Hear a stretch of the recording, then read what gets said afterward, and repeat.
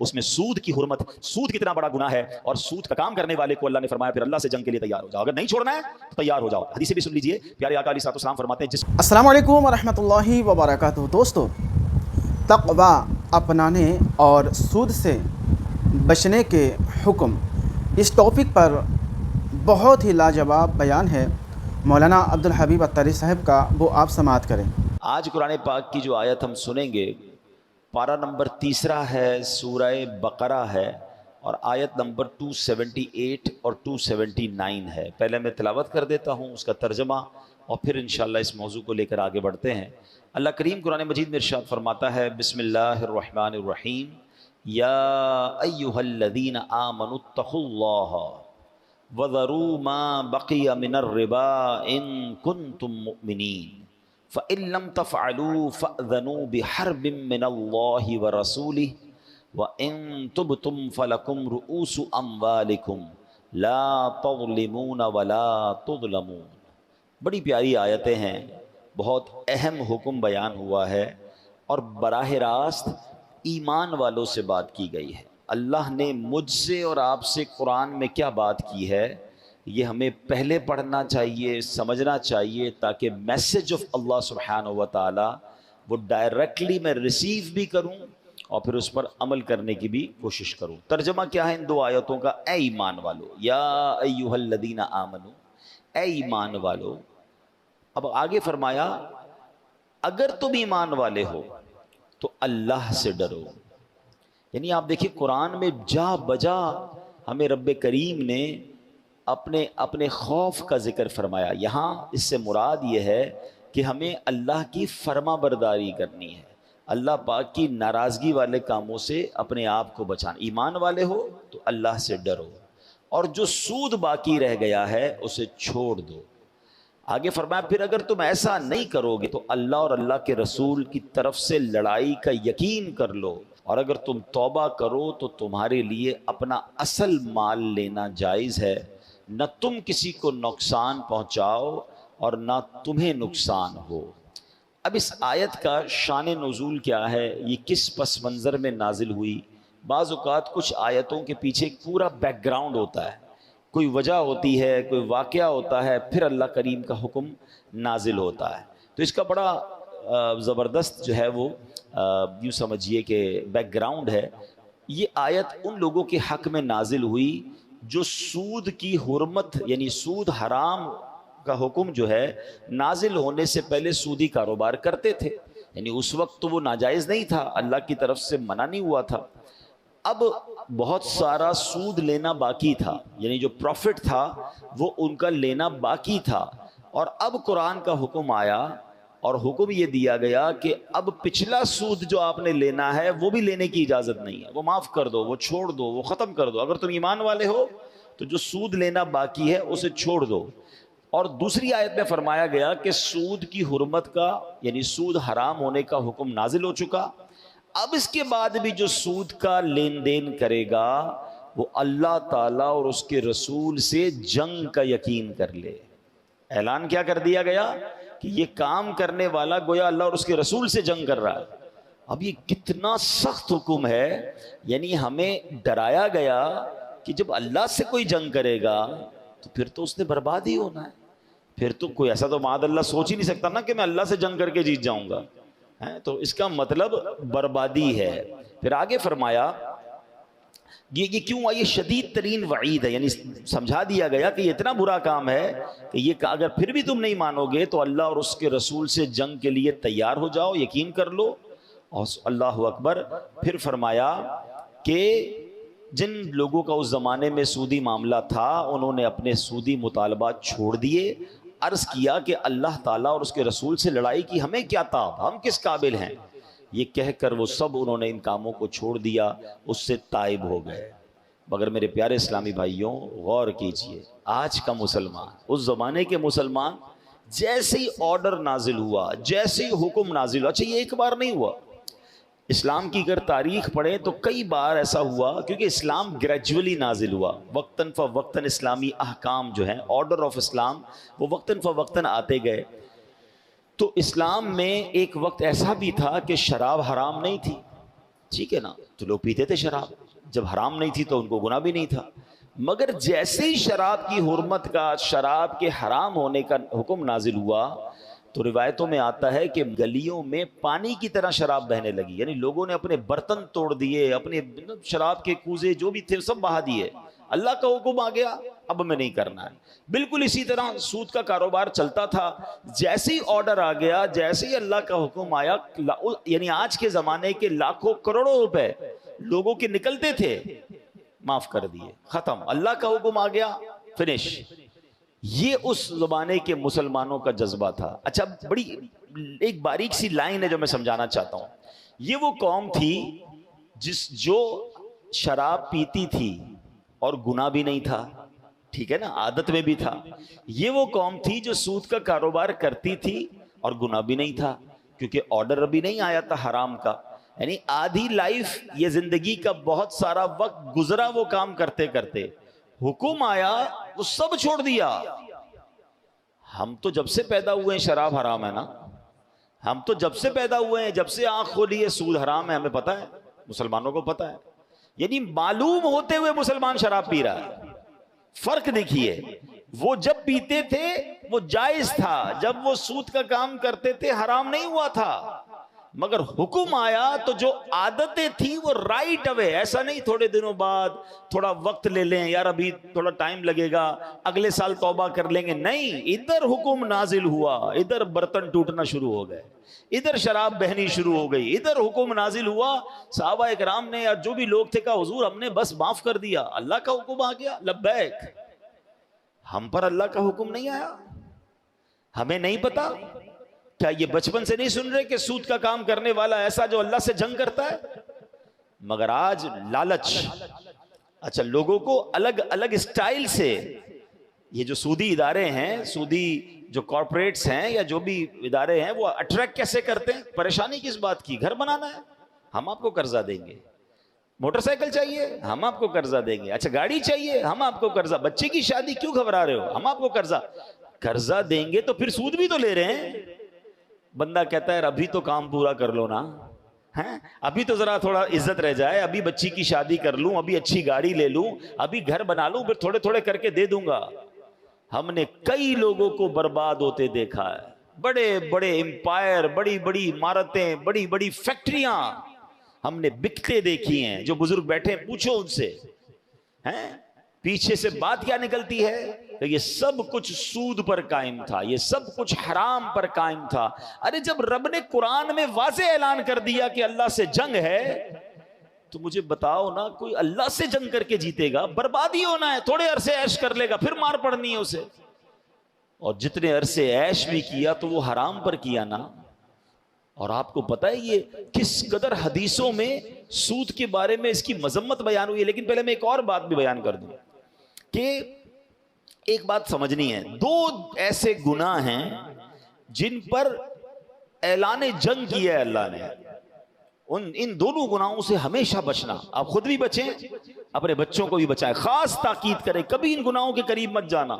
باقی گناہ بھی یقیناً گناہ ہے, اللہ کی ناراضگی ہے, مگر دو ایسے گناہ ہیں جس پہ رب نے ڈائریکٹلی فرما دیا کہ یہ اللہ سے جنگ ہے, اس سے تو قریب بھی نہیں جانا ہے ورنہ مارے جائیں گے. ایک کیا ہو گیا؟ سود ہو گیا. دوسرا سنیں, حدیث پاک میں ہے, بخاری شریف کی حدیث ہے.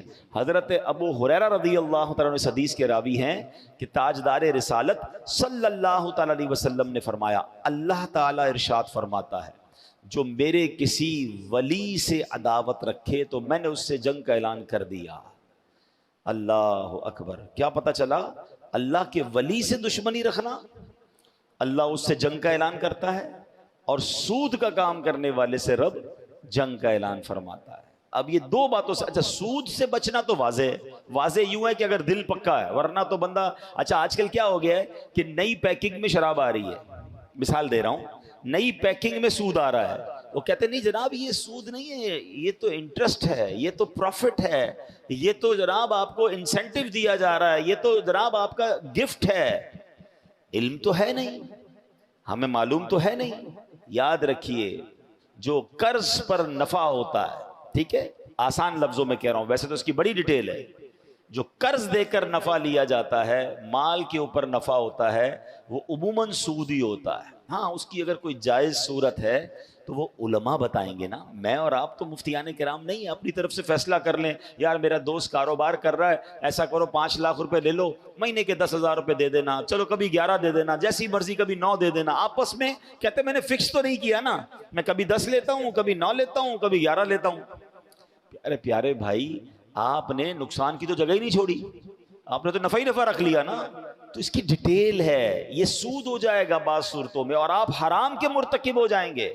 اگر آپ واقعی کسی کے ساتھ انویسٹمنٹ کرنا چاہتے ہیں اور آپ چاہتے ہیں کہ آپ کو جائز نفع ملے تو شریعت میں صورتیں ہیں، لیکن مسئلہ یہ ہے کہ ہم سمجھتے ہیں کہ بھئی کاروبار میرا ابا سے کاروبار سیکھا، میرے دادا بھی کاروباری تھے اور ہمیشہ سے اچھا کاروبار کر رہے ہیں، میں انہی کے سٹیپ کو فالو کر رہا ہوں، مجھے کیا ضرورت ہے اس کو چیک کروانے کی؟ نہ آپ کے والد صاحب مفتی تھے، نہ آپ کے دادا مفتی تھے، کہاں سے چیک کروایا آپ نے کاروبار؟ دیکھیں نا، شریعت کا فیصلہ تو مفتیان کرام علماء کریں گے نا۔ بھائی میں نہیں کہتا ہر کاروباری ڈیل لے کر علماء کے پاس جائیں، ایک بار جا کر اپنا پورا کاروبار، بلکہ میں تو نوکری والے اسلامی بھائیوں سے بھی گزارش کروں گا، کوئی حرج نہیں ہوتا، ایک بار ان سے بات کر لیں کہ میں اس طرح کاروبار کرتا ہوں یا یہ نوکری کرتا ہوں، یہ میری ماہانہ آمدنی ہے، حضور مجھے بتائیں کہ میرا اس میں جائز ہے یا ناجائز ہے، ٹھیک ہے نا؟ لیکن ہمیں یہ فکر ہونی چاہیے کہ میری آمدنی کا ایک ایک روپیہ حلال ہونا چاہیے۔ اچھا گڑبڑ پتہ کیا ہوتی ہے؟ بعض اوقات ہماری ساری آمدنی حلال ہوتی ہے، کوئی ایک ایسا طریقہ چھوٹا سا ہم نے چھوڑا ہوا ہوتا ہے جہاں ہماری شاید توجہ نہیں ہوتی، ہم معلومات نہیں کرتے، ادھر سے حرام آ رہا ہوتا ہے، یا وہ غلطی کی وجہ سے اتنا پورشن، اتنا حصہ میری آمدنی کا حرام ہو رہا ہوتا ہے، ہماری توجہ نہیں ہوتی۔ اب مثال دیتا ہوں، نوکری، ہو سکتا ہے یہ ساری بیان جو ہو رہا ہو تو جو نوکری کرنے والے بھائی ہیں وہ کہیں یار یہ تم پیسوں والوں کا مسئلہ ہے، سود کا کام تو وہ کرتے ہیں، ہم تو اچھا خاصا جاب کرتے ہیں۔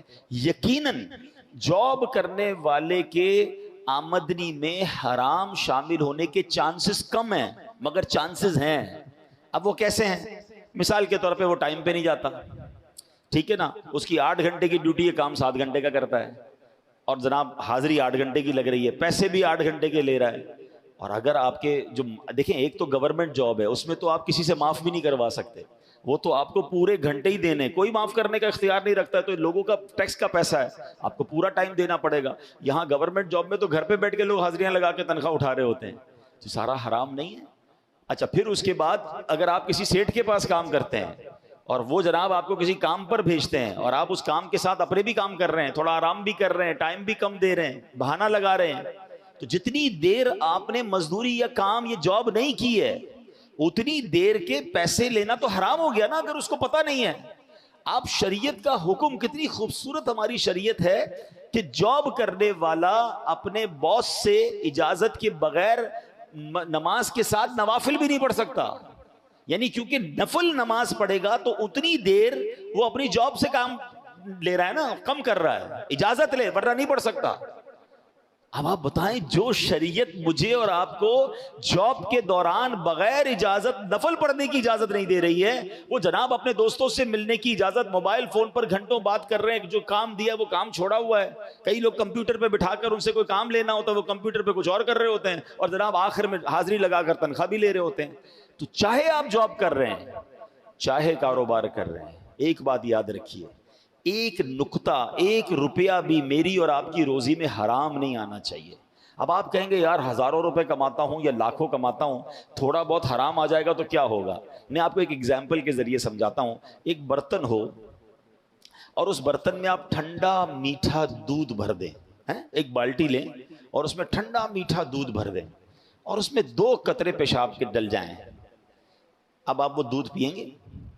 ٹھنڈا میٹھا، پوری بالٹی ٹھنڈا میٹھا ہے، آپ کیا کہیں گے؟ 2 قطرے نے اس پوری بالٹی کو ناپاک کر دیا۔ ایسا ہی بالکل اسی طرح آپ کی روزی تو پاک ہے، مگر ایسا نہ ہو کہ تھوڑے سے حرام کے پیسے بھی ہماری اس پوری روزی کی برکت کو حرام کر دیں۔ اور آپ یاد رکھیے، حرام کمانے والے کی بہت ساری نحوستیں ہیں، مگر ایک بڑا پرابلم یہ ہے کہ اس کی دعا قبول نہیں ہوتی۔ ہمارے کئی لوگ ہمیں ملتے ہیں، کہتے ہیں یار دعا قبول نہیں ہوتی، مشکل آسان نہیں ہوتی، برکت نہیں ہے، ٹینشن بہت ہے، میں رات کو پراپر سو نہیں سکتا، بچوں میں خوشیاں نہیں ہیں، فیملی میں بڑے پرابلمز ہیں۔ خدا را چیک کر لیجئے، آپ کی روزی میں کہیں حرام کی آمیزش تو نہیں ہے؟ حضرت موسیٰ علیہ نبینا علیہ السلام نے ایک شخص کو دیکھا جو بڑا گڑ گڑا کر رو رہا تھا، یا اللہ یا اللہ یا اللہ میری دعا سن لے۔ حضرت موسیٰ تو کلیم اللہ ہے نا، اللہ سے باتیں کرتے تھے، تو آپ نے اللہ پاک سے کہا یا اللہ اس کی دعا قبول کر لے، یہ تجھے اتنا رو رو کے پکار رہا ہے۔ ارشاد ہوا اے موسیٰ یہ اتنا روئے کہ روتے روتے مر جائے، یہ اتنے ہاتھ اٹھائے کہ اس کے ہاتھ آسمان کو چھو جائیں، اے موسیٰ ہم نے اس کی دعا قبول نہیں کرنی۔ عرض کی یا اللہ کیا وجہ ہے؟ ارشاد ہوا اے موسیٰ یہ جو کھاتا ہے یہ حرام ہے، یہ جو پہنتا ہے یہ حرام ہے۔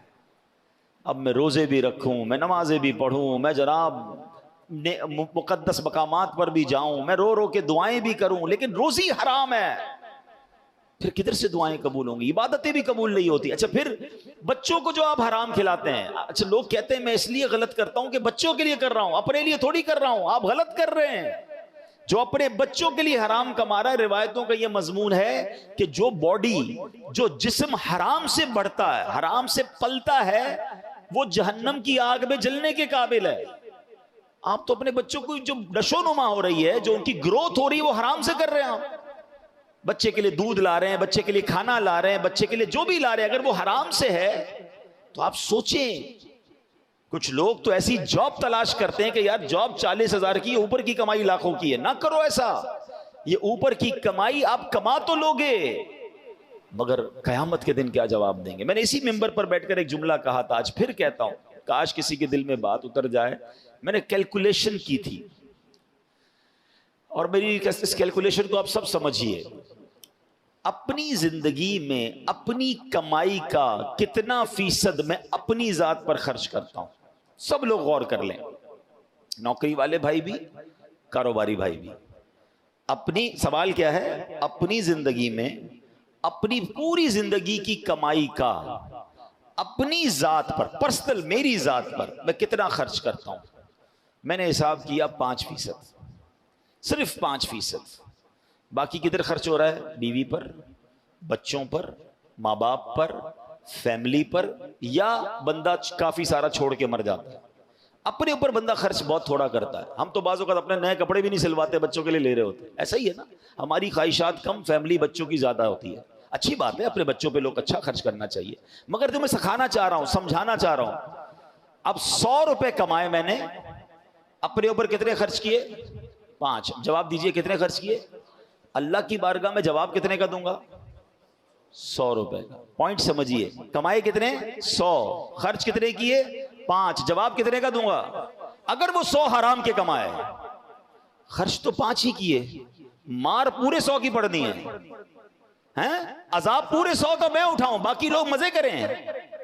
تو یہ کتنی بڑی بے وقوفی ہے بھائی، جب میں نے اپنے اوپر خرچ 5% ہی کرنا ہے، مشکل سے بہت شوقین آدمی ہے تو 10% کر لے گا، اس سے زیادہ نہیں۔ باقی تو بندہ جیتا ہی دوسروں کے لیے ہے۔ جب میں نے دوسروں کے لیے کرنا ہے تو مار میں کیوں کھاؤں بھائی؟ میں نے حلال کمانا ہے، اور آپ یقین کریں جس دن آپ نے طے کر لیا نا میں نے حلال کمانا ہے، اللہ نے آپ کے لیے راستے کھول دینے ہیں۔ وہ آپ کو سکون بھی دے گا، وہ برکت بھی دے گا، وہ آسانی بھی دے گا۔ کچھ آزمایا جائے گا، ٹیسٹر ضرور لگتا ہے۔ بندہ کہے یار آج حرام کا شٹر بند کیا، کل حلال کا کھلا کیوں نہیں؟ نہیں، تھوڑے دن لگیں گے، چیک کیا جائے گا پکا بھی ہے کہ نہیں، کہ اللہ کو نہ آزمایا کرو، اللہ پر بھروسہ کیا کرو۔ ہاں، اللہ کو لوگ آزما رہے ہوتے ہیں۔ دیکھو مولانا صاحب نے تو کہا تھا ایک دروازہ بند ہوگا 10 کھلیں گے، میرا تو دروازہ ہی بند ہو گیا۔ کچھ آزمایا جائے گا، غلط کیا تھا اس کی سزا نہیں ملے گی۔ اتنے دن تک رشوت کھاتے رہے، سود کھاتے رہے، شراب کا کام کرتے رہے، کوئی سزا نہیں ملے گی؟ نہیں، تھوڑا ٹائم لگے گا، لیکن جب دروازہ کھلے گا نا، اور ایسی مثالیں موجود ہیں۔ میں کئی ایسے لوگوں کو جانتا ہوں جنہوں نے سود کے خلاف فیصلہ کیا، اپنی فیکٹری بیچ دی، اپنی پراپرٹی بیچی، اپنا کاروبار بند کیا کہ آپ سود نہیں کریں گے، اللہ سے جنگ کر کے کیا کرنا ہے۔ اللہ نے ان کو پہلے سے اچھا کھڑا کر دیا، اور ان کے کام اور اچھے ہو گئے۔ اور پھر جب دعائیں قبول ہونے کی بات ہو رہی ہے نا، کہ حرام والے کی دعا قبول نہیں ہوگی، تو بڑا خوبصورت سوال ایک بار حضرت سعد بن ابی وقاص رضی اللہ تعالیٰ عنہ نبی پاک سے کیا تھا۔ حضرت سعد بڑے کمال کے صحابی ہیں، میں آپ کو بتاؤں، یہ عشرہ مبشرہ میں سے ہیں۔ ہی از ون آف دوز 10 صحابہ کرام جن کو اللہ کے نبی علیہ السلام کی زبان مبارک سے زندگی ہی میں جنت کی بشارت ملی تھی. ویسے تو ہر صحابی نبی جنتی ہے، مگر یہ وہ 10 صحابہ ہیں جن کو نبی پاک نے اپنی زبان سے فرمایا تھا کہ یہ جنت میں ہے، یہ جنتی ہے. تو حضرت سعد نے ایک بڑا کمال کا سوال کر لیا کہ یا رسول اللہ صلی اللہ علیہ وسلم، میں مستجاب الدعوات بننا چاہتا ہوں. آئے ہائے، مستجاب الدعوات پتہ ہے کس کو کہتے ہیں؟ جو دعا مانگے وہ دعا قبول ہو جائے. اس سے اچھی کیا بات ہے؟ کتنا کمال کی بات ہے. اچھا، نبی پاک علیہ الصلوۃ والسلام نے کوئی بہت طویل جواب نہیں دیا کہ اے سعد اتنے روزے رکھو، اتنی نمازیں پڑھو، اتنے سجدے کرو، اتنے ختم قرآن کرو، تب جا کے تم مستجاب الدعوات جاؤ گے. نو، اونلی ون لائنر آنسر. ایک جملے میں میرے آقا نے جواب دیا. فرمایا اے سعد، اپنی غذا پاکیزہ کر لو، تم مستجاب الدعوات بن جاؤ گے. ہائے ہائے ہائے، میری غذا پاکیزہ، میری روزی حلال، اب دعائیں قبول. اب مجھے بتاؤ مسئلہ کیا رہے گا؟ ہم پیسوں سے مسئلہ حل کرنے جاتے ہیں اور پیسے حرام کما لیتے ہیں. پیسے حلال کر لو، روزی حلال کر لو اور ہاتھ اٹھانا شروع کر دو نا، اے اللہ بیماری دور کر دے. نہیں ہے علاج کے پیسے، اے اللہ تھوڑے مگر حلال ہیں، اتنے بڑے ہاسپٹل میں نہیں جا سکتا. مگر جب آپ مستجاب الدعوات بن جاؤ گے تو میرا رب بغیر دوائی کے شفا دینے پر قادر ہے. میرا رب بغیر کسی ایفرٹ کے آپ کی مشکل دور. آپ کو لگتا ہے پہاڑ جتنی مشکل ہے، میرے رب کے لیے کیا مشکل ہے؟ ان اللہ علی کل شیء قدیر. یہ وہ رب ہے جب چاہتا ہے تو حضرت موسیٰ کے لیے دریائے نیل راستے دے دیتا ہے. یہ وہ رب ہے جب اپنی قدرت کا نظارہ دکھاتا ہے تو بہت بڑی آگ جو ہوتی ہے حضرت ابراہیم کے لیے باغ بنا دیتا ہے. وہی میرا رب ہے جب وہ چاہتا ہے حضرت یوسف کو اندھیرے کنویں سے نکالتا ہے اور مصر کا بادشاہ بنا دیتا ہے. مجھے لگتا ہے میں کنویں میں پھنس گیا ہوں، مجھے لگتا ہے میرے سامنے آگ کھڑی ہے، مجھے لگتا ہے آگے غموں کا دریا ہے، راستہ نہیں ہے. اللہ پر بھروسہ کر کے اللہ کی طرف بڑھ جائیں، حرام چھوڑ دیں، وہ رب راستے بھی نکالے گا، وہ آگ کو باغ بھی بنائے گا اور آپ کو غموں کے کنویں سے نکال کر خوشیوں کے اجالے میں داخل کر دے گا. اصل چیز وہ بھروسہ چاہیے. شاعر مشرق نے کہا تھا نا، اگر آج بھی ہو ابراہیم سا ایمان پیدا. The condition is only one. ایمان نہیں ہے نا، وہ اللہ پر بھروسہ نہیں رہا ہے. اگر آج بھی ہو ابراہیم سا ایمان پیدا، آگ کر سکتی ہے انداز گلستان پیدا. آج بھی آگ گلزار بن سکتی ہے. تو بہرحال میرے پیارے اسلامی بھائیوں، آج قرآن پاک کی جو ہم نے آیت سنی ہے اس میں سود کی حرمت، سود کتنا بڑا گناہ ہے، اور سود کا کام کرنے والے کو اللہ نے فرمایا پھر اللہ سے جنگ کے لیے تیار ہو جاؤ. اگر نہیں چھوڑنا ہے تو تیار ہو جاؤ. حدیثیں بھی سن لیجئے. پیارے آقا علیہ الصلوۃ والسلام فرماتے ہیں جس قوم میں سود پھیلتا ہے اس قوم میں پاگل پن پھیلتا ہے. نبی پاک علیہ الصلوۃ والسلام نے فرمایا کہ 7 چیزوں سے بچو جو تباہ کرنے والی ہے. صحابہ کرام نے عرض کی یا رسول اللہ صلی اللہ علیہ وسلم وہ 7 چیزیں کون سی ہیں؟ ارشاد فرمایا شرک کرنا، جادو کرنا، اسے ناحق قتل کرنا جس کا قتل کرنا اللہ نے حرام قرار دیا ہے، جو مسلمانوں کو قتل کر دیتے ہیں بلا کسی شرعی وجہ کے. نمبر 4 فرمایا سود کھانا. نمبر 5 یتیم کا مال کھانا. نمبر 6 جنگ کے دوران مقابلے سے پیٹ پھیر کر بھاگ جانا، یہ جہاد کے معاملات کے وقت. اور نمبر 7 پاک دامن شادی شدہ مومن عورتوں پر تہمت لگانا. یہ 7 ایسے گناہ فرمائے جو تباہ کر دینے والے ہیں. اور نبی پاک علیہ الصلوۃ والسلام فرماتے ہیں جس کسی بستی میں زنا یعنی بدکاری اور سود پھیل جائے اللہ عز و جل اس بستی والوں کو ہلاک کرنے کی اجازت دے دیتا ہے. فرشتوں کو اجازت دے دیتا ہے کہ اب اسے ہلاک کر دو. سچ بتائیے یہ دونوں بیماریاں پھیلی ہیں کہ نہیں پھیلی؟ بدکاری بھی عام اور سود کو تو بڑے فخر سے بیان کیا جاتا ہے. میری فلاں جگہ انویسٹمنٹ ہے تو میرے فلاں جگہ انٹرسٹ آتا ہے تو میں نے سود پہ پیسے لگائے ہوئے ہیں. نہ کریں ایسا، نہ کریں، برباد ہو جائیں گے. ہم مسلمان ہیں، ہم اللہ کے بندے ہیں. اللہ نے قرآن میں واضح مجھ سے اور آپ سے فرمایا اے ایمان والو اللہ سے ڈرتے ہو تو پھر یہ کام نہیں کرنا ہے. اللہ مجھے اور آپ کو حرام روزی سے محفوظ فرمائے، فقط حلال کمانے کی توفیق عطا فرمائے. اللہ ہمارے حلال میں ایسی برکت ڈال دے کہ کبھی حرام کا خیال بھی دل میں نہ آئے. اللہ ہماری نسلوں کو بھی سود سے، رشوت سے اور حرام کے مال سے محفوظ فرمائے. دوستو آپ نے بیان کو سنا، اپنا رائے ضرور دیجیے گا. دوستو اس بیان میں آپ نے سود کیوں برا ہے، سود سے بچنے کا حکم اسلام میں کیوں دیا گیا، آپ نے مکمل ڈیٹیلز کے ساتھ سماعت کیے، اور تقوی اپنانے پر کیوں زور دیا گیا وہ بھی آپ نے سماعت کیے۔ دوستو اسے زیادہ سے زیادہ شیئر کریں، مزید اس طرح کے ویڈیو پانے کے لیے چینل کو سبسکرائب کر کے ہمارے ساتھ جڑے رہیں۔ ملتے ہیں کسی اور ایک نئے ویڈیو میں، تب تک اپنا خیال رکھیں۔ خدا حافظ، السلام علیکم ورحمۃ اللہ۔